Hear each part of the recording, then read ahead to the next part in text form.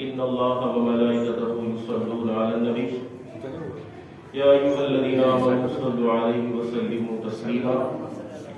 الصلاة والسلام عليك يا رسول الله وعلى آلك وأصحابك يا حبيب الله مولاي صل وسلم دائما أبدا على حبيبك خير الخلق كلهم هو الحبيب الذي ترجى شفاعته بكل هول من الأهوال مقتحم مولاي صل وسلم دائما أبدا على حبيبك خير الخلق كلهم. اللہ تبارک و تعالیٰ کی حمد و ثنا اور اللہ تعالیٰ کے پیارے نبی صلی اللہ علیہ وسلم کی پاک بارگاہ میں ہدیہ درود و سلام عرض کرنے کے بعد اللہ تبارک و تعالیٰ نے اپنے پیارے نبی صلی اللہ علیہ وسلم کے تمام ہی صحابہ کرام کو عظیم الشان مقام اور مرتبہ عطا فرمایا ہے. اللہ تبارک و تعالیٰ نے صحابہ کرام کی جماعت میں بعض صحابہ کو دیگر بعض پر بہت بڑی فضیلتیں بھی عطا فرمائی ہیں، لیکن ہر ایک صحابی کا مقام اور مرتبہ اس قدر زیادہ بڑا ہے کہ کوئی بھی امتی جو کہ غیر صحابی ہے اپنی ساری زندگی بھی اگر اللہ تعالیٰ کی بارگاہ میں سجدہ کرتے ہوئے گزار دے پھر بھی وہ کسی صحابی کے مقام اور مرتبے کو ہرگز نہیں پہنچ سکتا. صحابہ کرام کی جماعت میں ایک بہت بڑا نام حضرت سیدنا امیر معاویہ رضی اللہ تعالیٰ عنہ کا بھی ہے.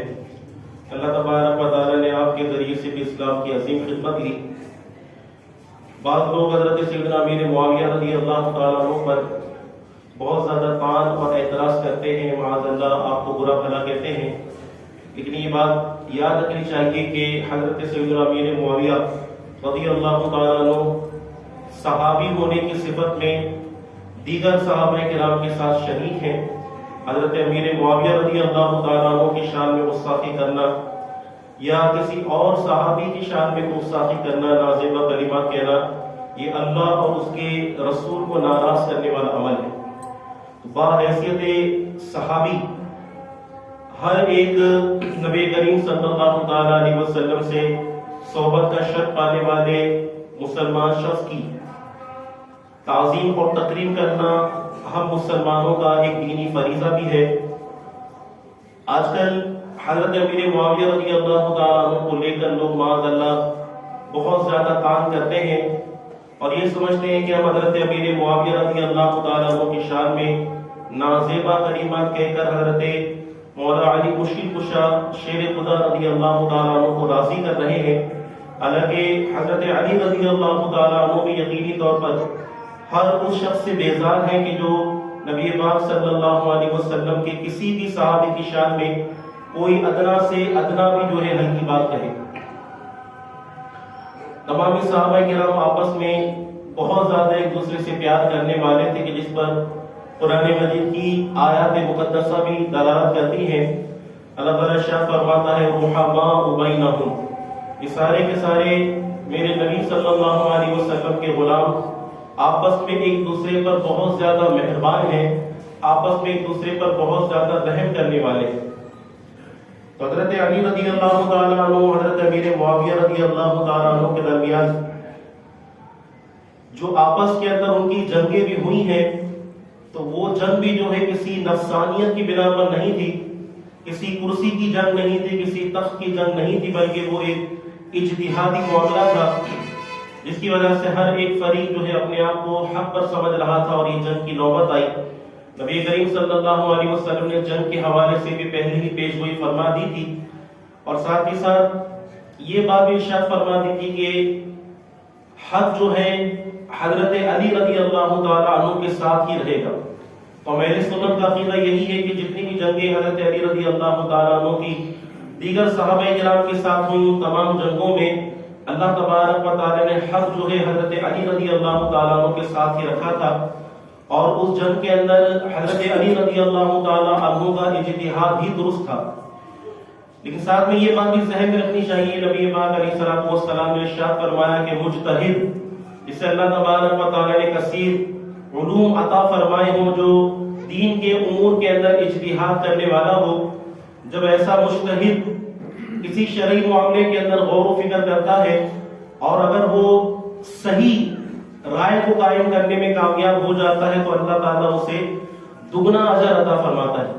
لیکن اگر اس سے رائے میں غلطی ہو جاتی ہے تب بھی اللہ تبارک و تعالیٰ اسے کوئی گناہ نہیں دیتا، بلکہ اجتہاد کرنے کی وجہ سے اللہ تعالیٰ اس کو ثواب عطا فرماتا ہے. تو اس جنگ کے حوالے سے بھی حضرت امیر معاویہ رضی اللہ تعالیٰ عنہ سے اجتہادی غلطی ہوئی،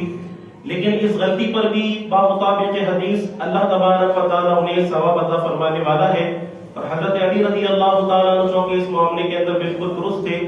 حق پر تھے، تو اللہ تبارک و تعالیٰ انہیں اپنی بارگاہ سے عظیم جو ہے وہ ثواب عطا فرمائے گا. حضرت امیر معاویہ رضی اللہ تعالیٰ عنہ کو نبی کریم صلی اللہ تعالیٰ علیہ وسلم نے بہت سارے فضائل اور کمالات سے جو ہے مشرف فرمایا. حضرت امیر معاویہ رضی اللہ تعالیٰ عنہ کی شان میں نبی کریم صلی اللہ تعالیٰ علیہ وسلم نے مستقل احادیث مبارکہ جو ہے وہ بیان فرمائی. نبی کریم صلی اللہ تعالیٰ علیہ وسلم نے ایک موقع پر حضرت امیر معاویہ رضی اللہ تعالیٰ عنہ کی حق کے اندر جو ہے دعا کرتے ہوئے اللہ تعالیٰ کی بارگاہ میں عرض کیا،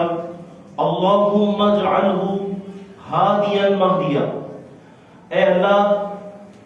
امیر معاویہ کو ہادی بنا دے یعنی ہدایت دینے والا بنا دے، اور مہدی بنا دے یعنی ہدایت یافتہ بنا دے، وہدی بھی، اور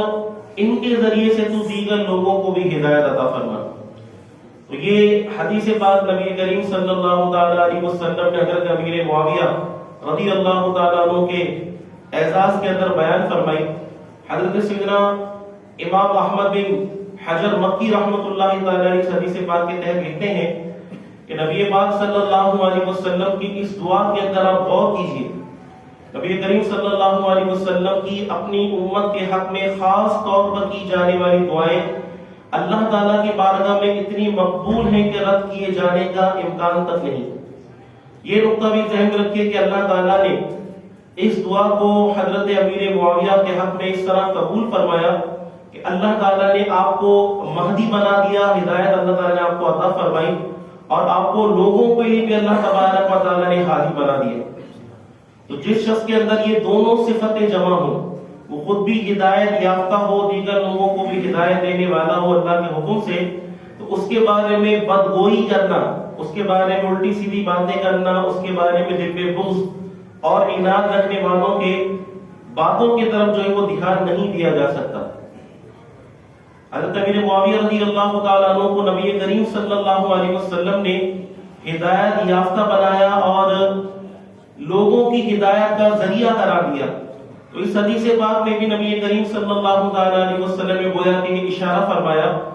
کہ حضرت امیر معاویہ رضی اللہ تعالیٰ عنہ کو اللہ تبارک و تعالیٰ منصب خلافت عطا فرمائے گا اور یہ عام لوگوں کی ہدایت کا سبب بنیں گے. ایک حدیث میں نبی کریم صلی اللہ علیہ وسلم نے ارشاد فرمایا، اللہ تبارک و تعالیٰ کی بارگاہ میں دعا کرتے ہوئے عرض کیا کہ اے اللہ معاویہ کو کتاب کا علم سکھا، حکمت سکھا اور اسے عذاب سے بچا. تو یہ نبی کریم صلی اللہ تعالیٰ علیہ وسلم کی احادیث ہیں. ایک حدیث پاک کے اندر آتا ہے کہ حضرت سیدنا امیر معاویہ رضی اللہ تعالیٰ عنہ کے ساتھ سواری پر پیچھے بیٹھے ہوئے تھے. نبی پاک صلی اللہ علیہ وسلم اپنی سواری پر سوار تھے. نبی پاک علیہ السلام آگے تشریف فرماتے، حضرت امیر معاویہ حضور علیہ السلام کے پیچھے بیٹھے ہوئے تھے. تو نبی کریم صلی اللہ علیہ وسلم نے ارشاد فرمایا کہ تمہارے جسم کا کون سا حصہ میرے جسم سے مس ہو رہا ہے، تمہارے جسم کا کون سا حصہ میرے جسم سے ٹچ ہو رہا ہے. تو حضرت امیر معاویہ رضی اللہ تعالیٰ عنہ نے عرض کی کہ میرا پیٹ. تو نبی کریم صلی اللہ علیہ وسلم نے دعا کی کہ اے اللہ معاویہ کے پیٹ کو علم اور حلم سے بھر دے. ایک حدیث پاک میں نبی پاک علیہ الصلوۃ والسلام نے ارشاد فرمایا، حضرت سیدتنا ام حبیبہ رضی اللہ تعالی عنہا بیان کرتی ہیں کہ جو کہ حضرت امیر معاویہ کی سگی بہن ہے. تو ایک مرتبہ حضرت امیر معاویہ رضی اللہ تعالی عنہ اپنی بہن حضرت ام حبیبہ رضی اللہ تعالی عنہا کے پاس موجود تھے، اور حضرت ام حبیبہ اپنے بھائی حضرت امیر معاویہ رضی اللہ تعالی عنہ کے بالوں میں کنگھی کر رہی تھی. تو نبی پاک علیہ السلام نے یہ منظر دیکھ کر ارشاد فرمایا کہ کیا تم معاویہ سے محبت کرتی ہو؟ تو انہوں نے عرض کیا کہ یہ میرے بھائی ہیں، میں ان سے محبت کیوں نہ کروں؟ تو نبی پاک علیہ السلام نے ارشاد فرمایا کہ اللہ اور اس کا رسول بھی معاویہ سے محبت کرتے ہیں۔ اندازہ لگائیں کہ جس ذات سے خود نبی کریم صلی اللہ علیہ وسلم محبت کرتے ہوں، جس ذات سے اللہ تبارک و تعالیٰ بھی محبت کرنے والا ہو، تو ایسے عظیم انسان کے بارے میں معاذ اللہ دل کے اندر نفرت کے جذبات رکھنا، ان کے بارے میں معاذ اللہ تعان و تشنیع کے تیر برسانا کس طرح سے جو ہے وہ اللہ اور اس کے رسول کو گوارا ہو سکتا ہے؟ یقینی طور پر یہ عمل جو ہے اللہ اور اس کے رسول کے غضب کو بھڑکانے والا عمل ہے، اور ہم وہی بات عرض کرتے ہیں کہ جو نبی کریم صلی اللہ علیہ وسلم نے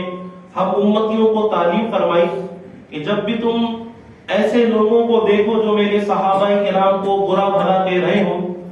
جب بھی تم ایسے لوگوں کو دیکھو کہ جو میرے صحابہ کرام کو برا بھلا کہہ رہے ہو، تو تم یوں کہو کہ تمہارے شر پر اللہ تعالیٰ کی لعنت ہو،